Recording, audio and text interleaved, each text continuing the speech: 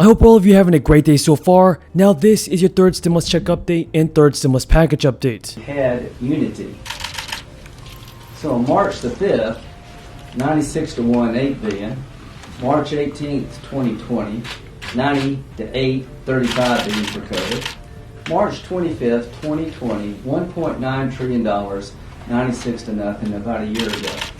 So as we knew more about COVID, the more we appropriated, and we did it together at every turn. If you told me that you could spend $355 billion by voice vote, I wouldn't have believed it. That's what we did in April of 2020. September of last year, $8 billion, 84 to 10, and December 21st, we approved working together $1.4 trillion. So what we've been able to do, working with Democrats and Republicans, is to appropriate $4 trillion in a bipartisan manner. Here's the question for the American people. What the hell happened? We had the House, they had the House, we had the Senate and the White House. Now they've got it all. So they've chosen a partisan path, and the reason we're not doing it together now is they don't want to do it together. They've got a wish list that's unrelated to COVID that none of us are going to buy into, and I'll talk to you about that in a minute. But they see this as an opportunity to appropriate money for their liberal wish list using COVID as the reason. And that's why we're here. Now, why we've been waiting 4 hours and something for the next vote, there is some bipartisanship, we believe, to change the bill. But apparently that's an unpardonable sin on the other side. We believe we have some Democrats who read the bill yesterday and found some things they didn't like, sat down with some Republicans to find a better way, and the result is we've done nothing for 4 hours and 20 minutes to break somebody's political arm. To President Biden, is this the new way of doing business? There's nothing new about this. He's been on the phone trying to talk Democrats out of working with Republicans to change the unemployment insurance benefits, I think, in a reasonable way. What is this all about? The unemployment benefit plan they have in their partisan bill results in 68% of the people on unemployment making more unemployed than they did at work. And we think that's not right, and some Democrats, we believe, agree with us. We could save $128 billion if we went from $400 a month to $300 a month for unemployment benefits and phase it out a bit earlier as the economy is beginning to reopen. All of us can tell you that employers are having a hard time opening up their businesses because of finding labor. So there seems to be a bipartisan breakthrough on changing the unemployment benefit package that would save money and allow us to reopen the country quicker.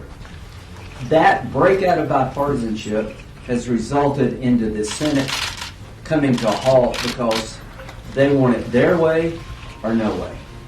We've been told that the Speaker of the House objects to this. So my main message here is that not only have we worked together and we've stopped for a wrong reason, we're spending $1.9 trillion and we haven't spent the money we appropriated in the past. So, administrative actions, there's $200 billion left unspent. The legislative actions that resulted in Republicans and Democrats finding common ground to the tune of over 90 votes each time, there's $1 trillion yet to be spent. The Federal Reserve has money available to business, $5.9 trillion, $2.8 trillion has been spent. So our message is pretty simple. We found a way to make unemployment benefits more affordable and allow the business community to get back in business sooner. And Chuck Schumer has brought the whole thing to a stop. And I don't know what Joe Manchin has gone through for the last 4 hours and 20 minutes. But I want you to know that President Biden's inaugural speech rings hollow. Instead of trying to bring us together, he's on the phone making sure a couple of Democrats will not work with the Republicans. And that's so sad. But before Joe Biden got to be president, we worked together pretty damn well. And now we're at a standstill because a couple of Democrats are willing to work with us to change a bill they wrote last night. And what's in this bill that makes us all a little upset? $20 million for the preservation and maintenance of Native American languages. That may be a very good idea if that's not helping anybody with COVID in South Carolina.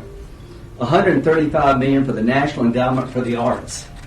Maybe a good idea, but we should go through the appropriation process. $135 million for the National Endowment for the Humanities. $200 million for the Institute of Museum and Library Services.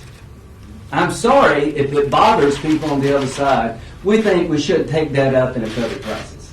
So that's why we could not find common ground. Nobody asked for it. When we try to find it, people try to undo it.